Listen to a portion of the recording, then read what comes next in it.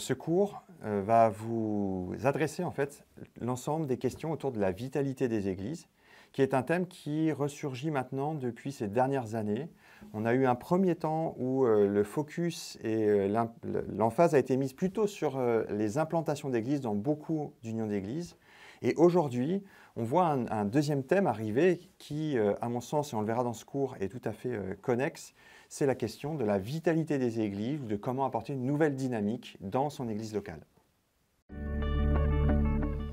Dans ce cours, on va pouvoir aborder ensemble un certain nombre de problématiques et d'abord défaire peut-être un certain nombre d'idées préconçues sur ce que c'est que la dynamique d'église. Et principalement, se poser la question, est-ce que la dynamique vient toute seule? Est-ce qu'il faut attendre un miracle de Dieu? Et on va essayer de traiter ces éléments. Ensuite, pointer du doigt que finalement la question de la vitalité des églises, c'est quelque chose qui touche à l'appel du pasteur, à la personnalité même du ministère, et on va essayer de l'aborder ensemble. Enfin, il y a une troisième question majeure, c'est l'utilisation d'outils divers et variés.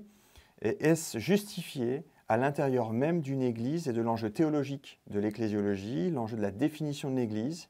Et un certain nombre de questions se posent forcément d'utiliser des outils de gestion de transition, de gestion d'entreprise à l'intérieur même des églises. Le dernier moment qu'on vivra dans ce cours, c'est de proposer 3 parcours qui existent aujourd'hui en France dans les églises évangéliques pour voir leurs apports, leurs approches et interroger donc dans cette diversité, la diversité de nos situations, toujours dans le même but de voir une église vitalisée. Donc, je m'appelle Alexandre Antoine, je suis professeur d'histoire de l'Église à la faculté libre de théologie évangélique et j'ai une deuxième casquette, je suis aussi pasteur dans les assemblées de Dieu et spécialisé sur la gestion des transitions, le conseil aux pasteurs pour mener la vitalité des églises. Je suis le directeur aujourd'hui qui développe, le directeur de Corpus France qui développe en réalité le parcours Refocus, et donc je me suis particulièrement intéressé aux questions de vitalité des églises au sens large et en particulier à travers l'approche que je développe. Ce cours, en fait, s'adresse à tout le monde, à tout type de responsable d'église ou tout curieux autour de la vitalité des églises.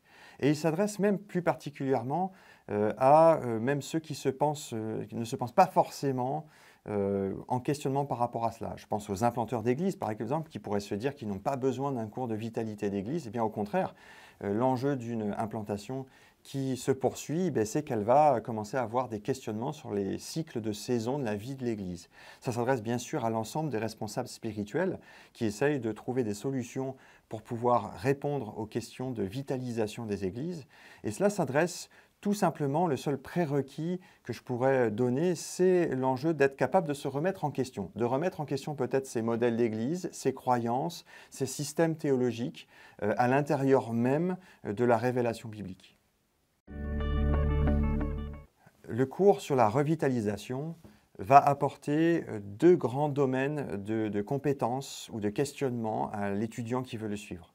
Le premier, c'est de mieux se connaître soi-même, mieux se connaître dans sa personnalité et mieux découvrir quelle est ma spécificité dans mon appel pastoral ou dans mon appel spirituel au sein de mon église et se poser la question de la manière de mener un changement quand on arrive dans une église qui a déjà une histoire, un vécu, une culture et potentiellement des difficultés.